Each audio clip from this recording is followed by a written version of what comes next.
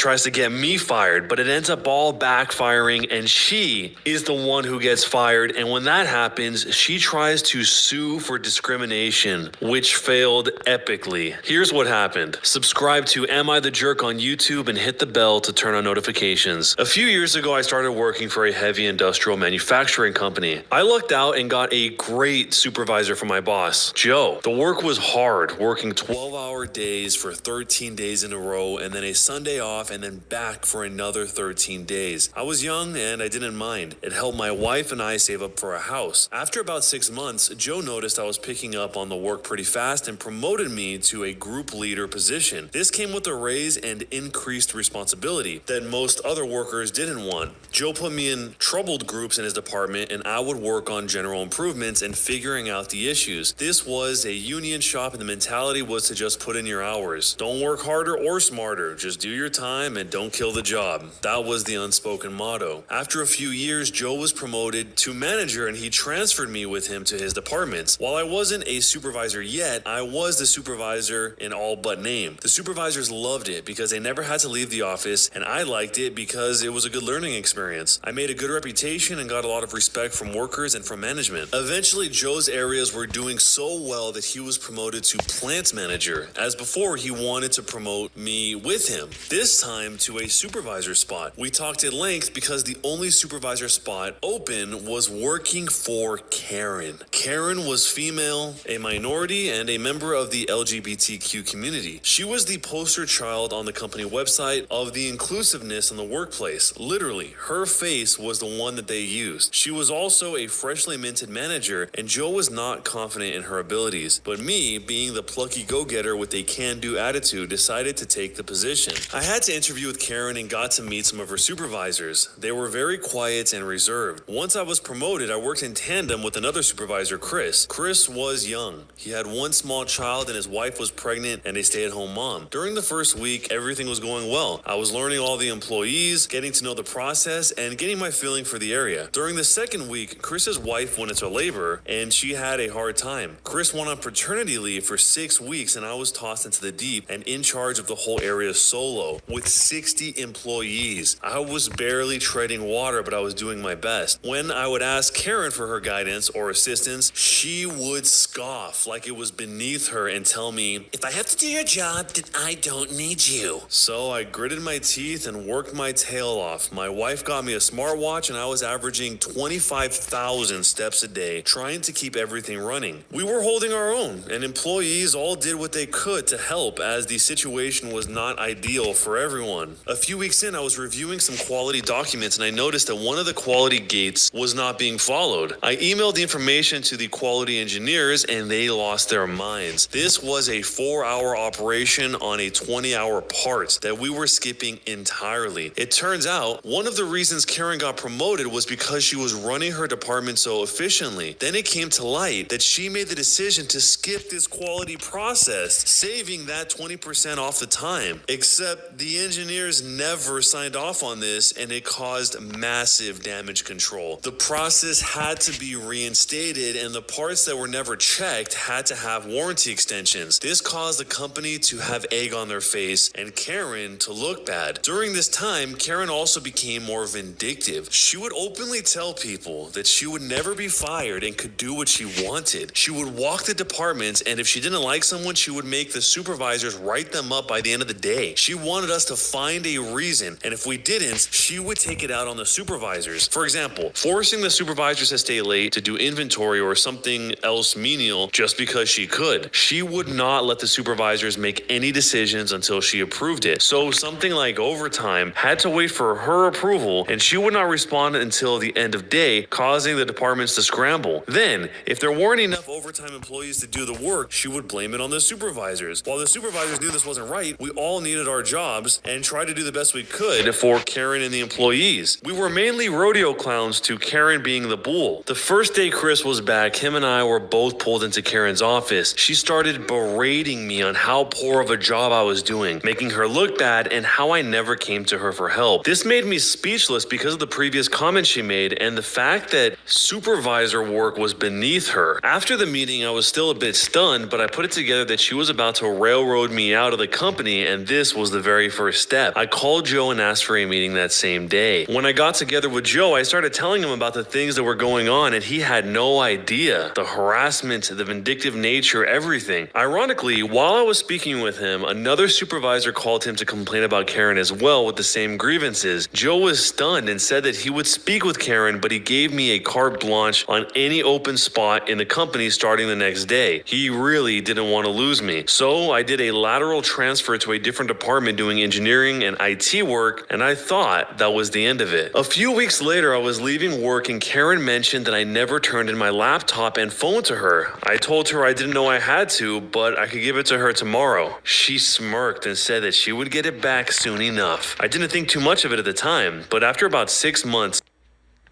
there's an affordable way to start living extraordinary travel experiences. Discover Exotica.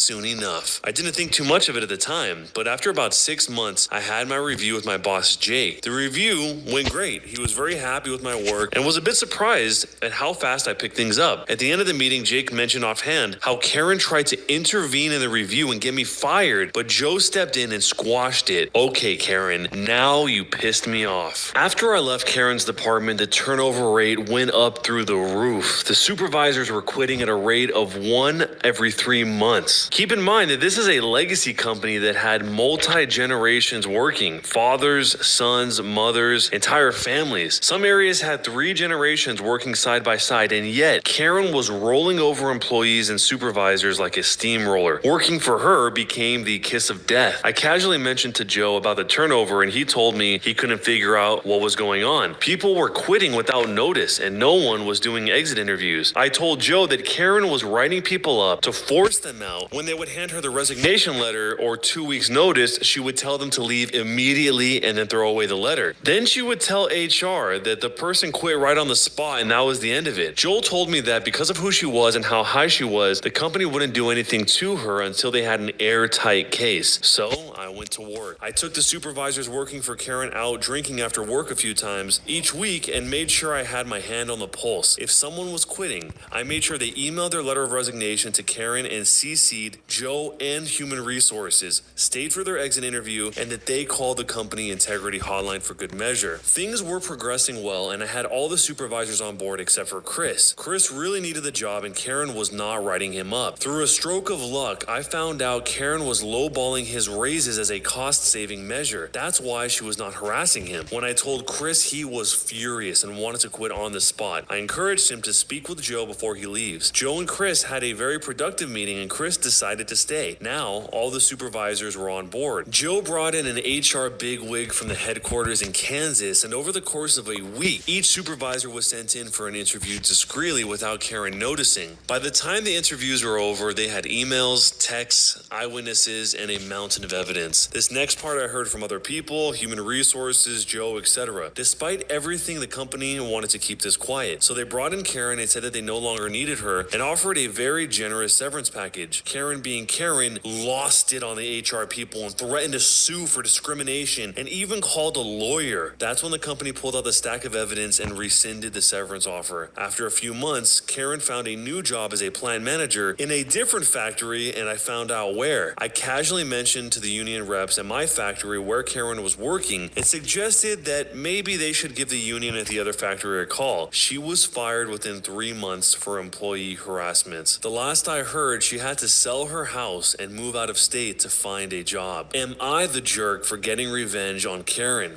So if she didn't threaten to sue... Jeez, when someone... Jeez. You can sue someone for discrimination just because they fired you. If they have a valid reason, yes, and a valid reason, then there's no reason to overreact. You can just get a new job and that's it.